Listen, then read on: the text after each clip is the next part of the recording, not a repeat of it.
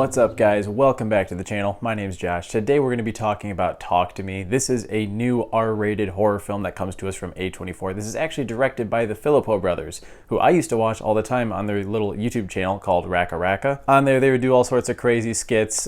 Just to give a couple examples, I think they did Star Wars versus Harry Potter. Just a lot of really unhinged, crazy, ultra-violent shit that was super fun to watch. Just when you watch their stuff, you get a very Spielbergian vibe from them in that at a very young age, they got into filmmaking and making these home movies that employ a lot of special effects that are honestly super impressive. So they wound up making this little Australian flick known as Talk to Me, and were able to get it into Sundance. It received a lot of buzz there, so I was eager to check this thing out. And the gist of this film is there's this really creepy embalmed hand, and if you grab it and say the words "Talk to Me," you'll be able to conjure spirits. It's become a bit of a viral party hit. All of these teens will get together, drink, and take turns conjuring ghosts, even allowing them to take over their bodies for a short period of time.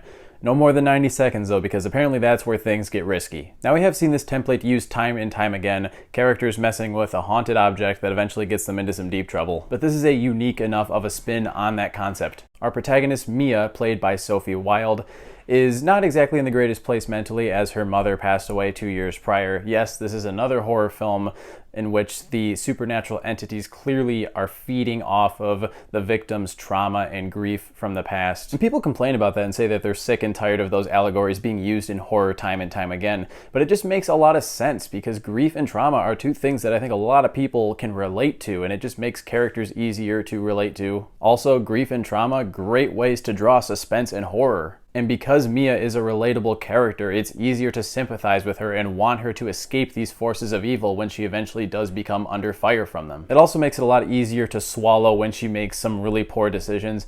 I know a lot of horror movies wouldn't exist whatsoever if not for a couple dumb decisions here and there by the characters, but she does cross a couple of lines here occasionally that did bug me. Let's talk about the suspense and the horror in this movie for a second, because there are some really, truly disturbing sequences in this, and they kind of come out of nowhere sometimes. It goes from 0 to 100 real quick. And I think the main reason these sequences are so effective is because not only the gruesome imagery, but lots of practical effects and really disgusting makeup. I was quite happy to see the lack of CGI and a strong reliance on old school techniques to create these horrific looking beings. The movie is quite violent. It's at times very mean-spirited, but it never feels gratuitous. It just feels fitting under the context of the world that they're building here, what these spirits want to do, because they do have an end goal. They're not just being assholes just for the sake of being assholes. The film's also pretty well shot. There are some cool camera movements, particularly when people first get possessed. I like that the camera pans down with their heads as they are swinging around. I felt that some scenes were extremely underlit for no clear reason.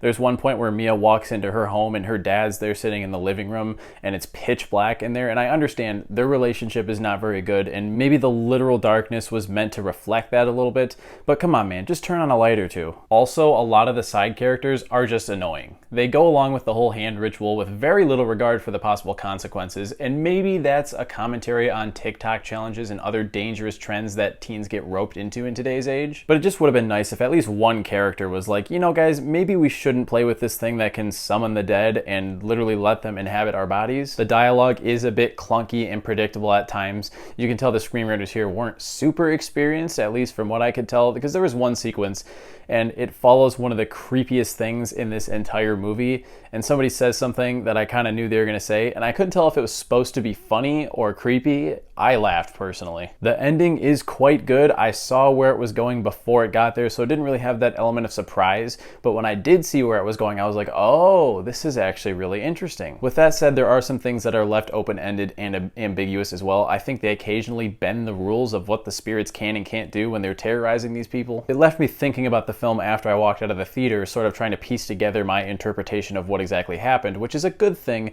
but it also means that there isn't much closure. Overall, this is a really solid horror film with a lot of disturbing, messed up shit in it. It puts an original spin on the supernatural / possession subgenre without feeling too ambitious and out there like some of A24's other films. It's also just over 90 minutes, which is like the perfect length, so thank you guys for not padding this thing out like most other modern films. With all of the hype and buzz towards this, I guess you could say Talk to Me wasn't quite as great as I thought it was going to be, but I'm still pleased to give it a thumbs up, and I'm excited to see what the Filippo brothers will come up with next. next. So I'm going to give Talk to Me 3.5 out of 5 stars. So those are my thoughts on A24's newest horror film. I actually didn't know that they were producing this until I saw the logo in the theater. It's funny because A24 used to be sort of the magnum opus of the horror studios, and now some people just roll their eyes when they see it. But again, I think this movie does have a little bit more of a mainstream appeal than some of their others. So if it interests you at all, do go check it out and let me know what you think of it. Be sure to hit that like button and subscribe if you want to see more content like this, and I'll catch you guys in the next one.